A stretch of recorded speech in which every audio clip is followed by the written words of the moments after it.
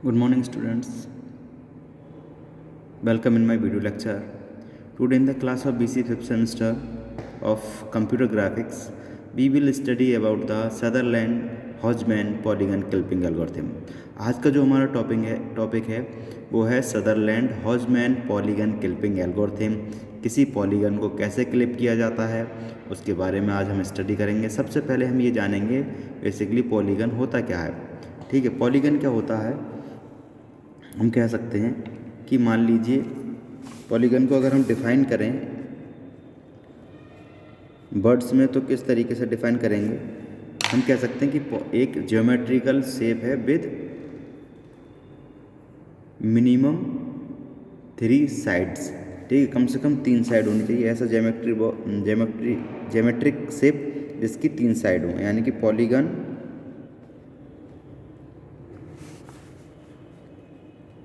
is a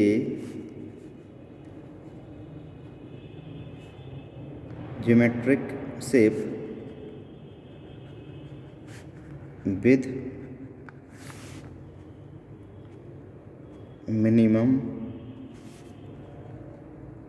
3 sides। ठीक है, ऐसा ज्योमेट्रिक शेप जिसकी कम से कम 3 साइड होनी चाहिए। मान लीजिए 3 साइड से इस तरीके की हमारी ज्योमेट्री ये भी हो सकती है, 3 साइड है इसमें, ये भी हो सकती है, इसमें 4 साइड हैं। ठीक है,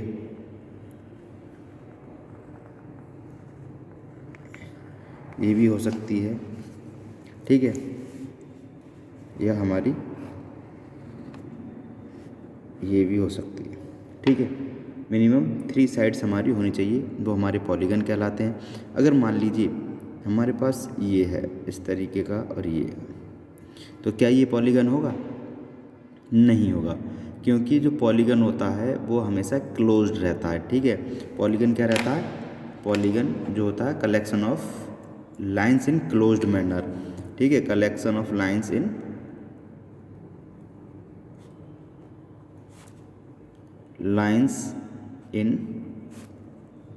क्लोज्ड मैनर। पॉलीगन को हम ऐसे भी कह सकते हैं। ठीक है, तो ये क्लोज्ड है नहीं, ठीक है, ये ओपन है यहाँ से, तो ये हमारा पॉलीगन नहीं होगा। ठीक है, ये हमारा पॉलीगन नहीं होगा। ठीक है, तो सबसे पहले हमने ये समझ लिया कि पॉलीगन क्या होता है। अब हम देखेंगे, मान लीजिए पॉलीगन है तो इसमें क्लिपिंग कैसे होती है। लाइन क्लिपिंग आपने देखी थी कि मान लीजिए कोई विंडो थी हमारे पास और उसमें लाइन हमारी विंडो के पार्शियली इनसाइड थी, तो हम कैसे क्लिप करते थे, और हमारी लाइन या फिर विंडो के बिल्कुल ही बाहर थी तो क्लिप करने की ज़रूरत ही नहीं थी, और अगर विंडो के पूरी तरीके से इनसाइड थी तो हम उसे क्लिप करने की कोई आवश्यकता नहीं थी। तो अब हम देखेंगे पॉलीगन हमारा कैसे क्लिप किया जाता है। मान लीजिए हमारे पास एक विंडो है,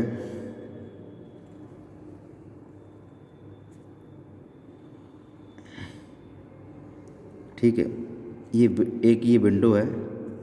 ठीक है, इस विंडो में कोई भी पॉलीगन हमारा बना हुआ है, मान लीजिए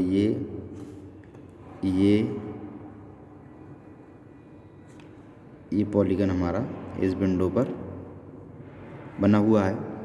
ठीक है, तो हम क्या करेंगे, इसे जो हमारा अनवांटेड जो पोर्शन है, ठीक है, उसे हम क्लिप करेंगे।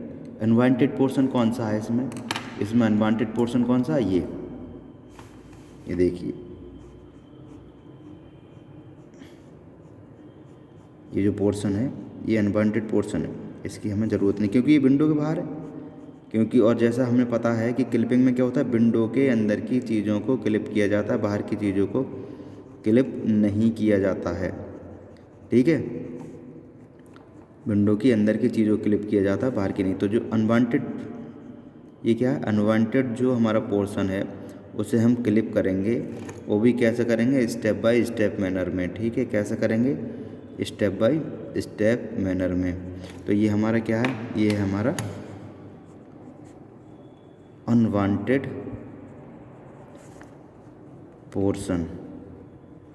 तो हम क्या करेंगे कि जो हमारा अनवांटेड पोर्शन है, ये हुआ, ये हुआ, ये, इसे 1 बाई 1 क्लिप करेंगे। तो ये हमारा हो जाएगा टॉप, ये हो जाएगा बॉटम, ये हो जाएगा लेफ़्ट और ये हो जाएगा राइट। ठीक है, तो ये पोर्शन को हमें हटाने के लिए, अनवांटेड पोर्शन को हमें हटाने के लिए क्लिपिंग की ज़रूरत होगी। उस क्लिपिंग में हम जो क्लिपिंग शुरू कर रहे हैं उसको हटाने के लिए वो है हमारी सदरलैंड हॉजमैन क्लिपिंग। आइए देखते हैं इस क्लिपिंग में क्या होता है। इस क्लिपिंग में हमें स्टेप बाय स्टेप क्लिपिंग करनी होती है। जैसे मान लीजिए अगर ये एरिया, टॉप का एरिया, अगर टॉप का जो पॉलीगन है हमारा, वो अनवांटेड जो एरिया है वो टॉप के बाहर लाई करता है। ठीक है, टॉप के बाहर लाई करता है तो उसे क्लिप किया जाएगा। ठीक है,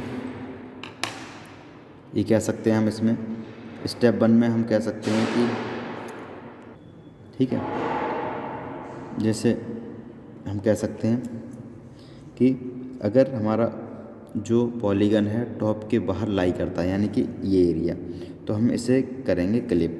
तो स्टेप बाय स्टेप होगा। When the top polygon area lies outside the window, then we need for clipping। Okay, ये तो पहला स्टेप हो गया। सेकंड स्टेप में क्या है, इफ the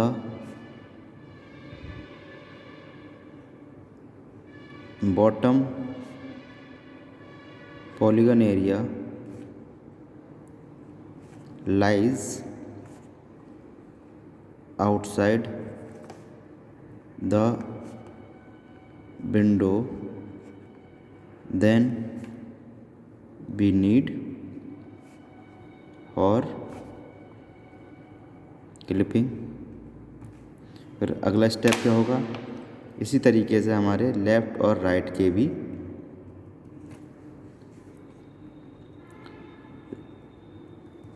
उसको क्लिप किया जाएगा, अनवांटेड पोर्शन को पॉलीगन के। ठीक है, if the left polygon area lies outside the window,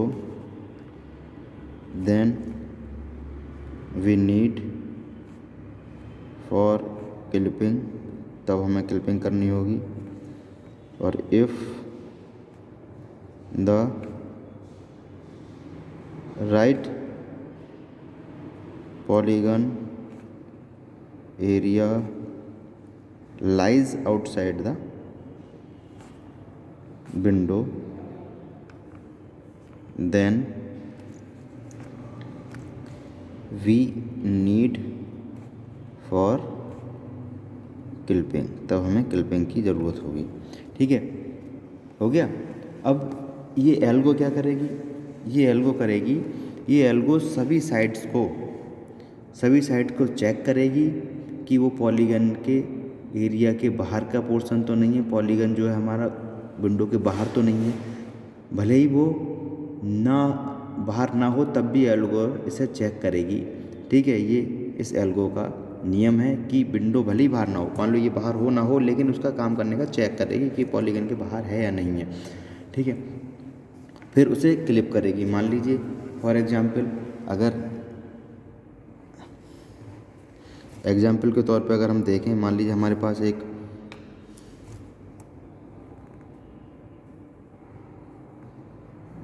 polygon है। ठीक है,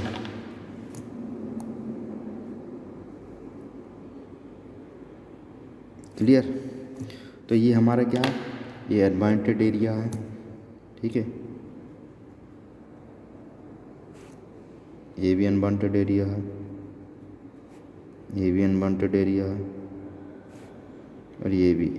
ठीक है, तो जो स्टेप बाय स्टेप हम करेंगे, तो पहले क्या करेंगे, पहले हम करेंगे फर्स्टली हम क्या करेंगे, लेफ़्ट क्लिपिंग। लेफ़्ट क्लिपिंग जब हम करेंगे तब हमारा ये स्ट्रक्चर कैसा हो जाएगा, यानी लेफ़्ट का एरिया हमारा क्लिप्ड हो जाएगा। ये जो एरिया क्लिप्ड हो जाएगा, फिर हमारा जो स्ट्रक्चर बनेगा वो इस तरीके का हो जाएगा।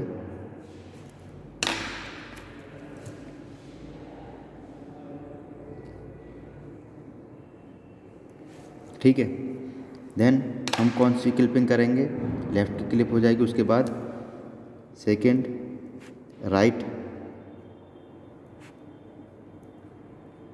क्लिपिंग।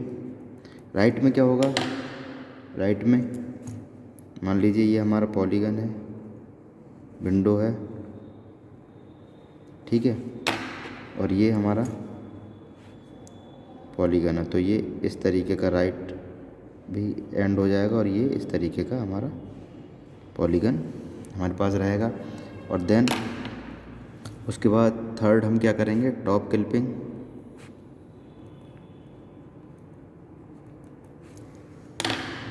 टॉप क्लिपिंग करेंगे तो मान लीजिए ये हमारे पास है एक विंडो, और फिर हमारे पास टॉप भी हमारा रिमूव हो जाएगी, जो अनवांटेड पोर्शन है उसका।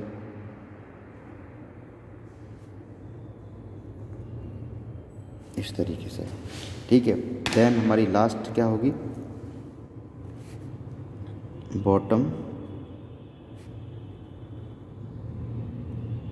क्लिपिंग।